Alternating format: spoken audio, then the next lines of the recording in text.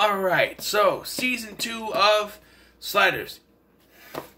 Yes, it's the same case because it's Season 1 and 2, so go ahead and put that there. So, this is where you start to notice the studio interference. So, I guess Fox initially canceled this, but the fan base brought it back. However, the cliffhanger at the end of Season 1 set up some things such as Ryan and the dog, which then had to be dealt with.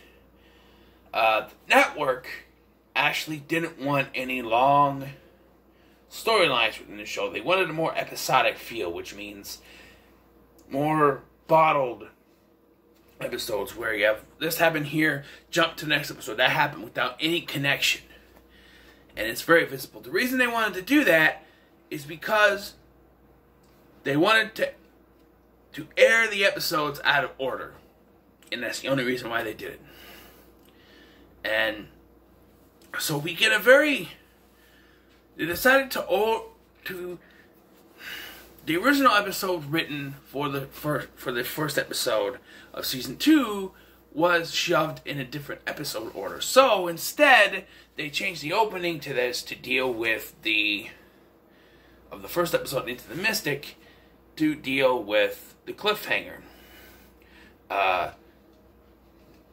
Quinn, despite getting shot, was only shot in the shoulder, and they had to find a doctor, or which doctors ends up being, and it becomes a bizarre, horror-like Wizard of Oz parody. No, I don't mean Return to Neverland. Also, they ditched Ryan and the dog, deciding that Ryan was going to stay on the world that they slid to. I guess they couldn't get the actor to come back. This season is also home to one of the biggest questions in the entire show. That's in the episode Post-Traumatic Slide Syndrome. In this episode, they believe that they have gone back home, only to find out they're not home, because there's another Arturo who has kidnapped our Arturo and taken his place, trying to take the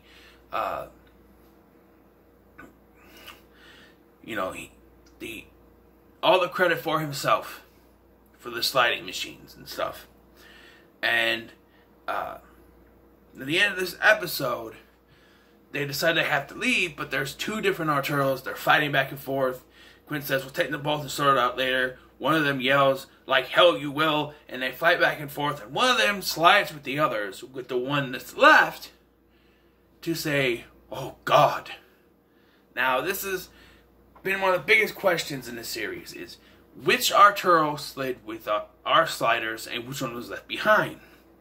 Well, if you ask Tracy Torme, he will tell you he believes it was the wrong Arturo that slid with our group.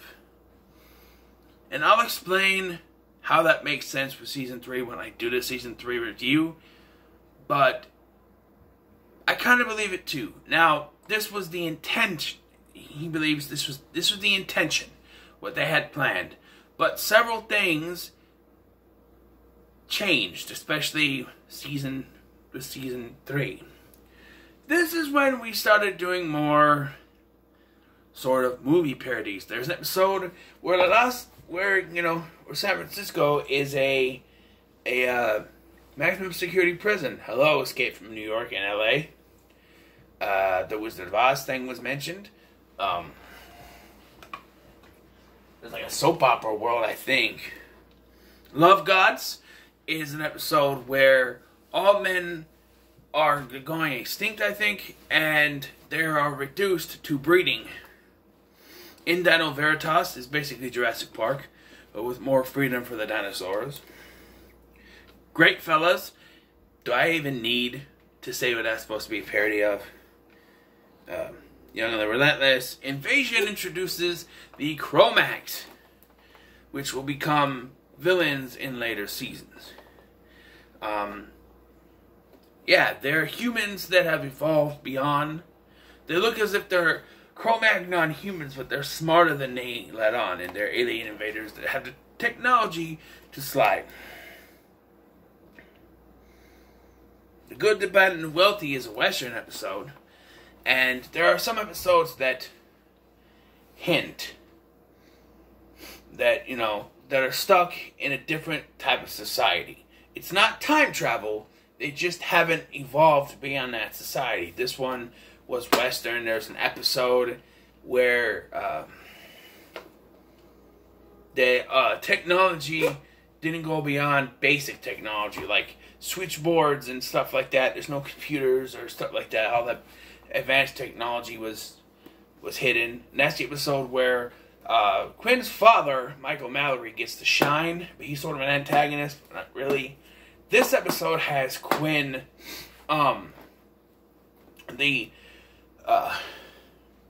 the portal they jump through is struck by lightning, and Quinn is stuck in a astral plane where only one person from that world can hear him. So he has to talk to her so that she can talk to the rest of the Sliders. It's an interesting episode, actually.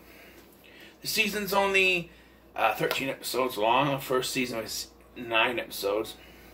The episode El Cid is the episode where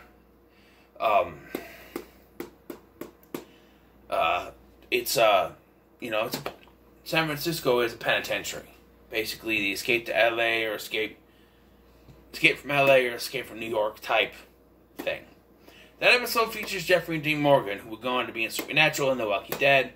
But that episode ends with a sort of cliffhanger. Michelle, the girl that was... So, at the beginning of the episode, they save a girl named Michelle and force her to slide with them to save them from Sid, who slides with them to this alternate world. At the end, Sid dies, and Michelle slides with them again. However, in the next episode, she's gone and never mentioned. This is most likely because they don't want a continuing story. And it gets worse when you get to season 3. Trust me. Oh, trust me.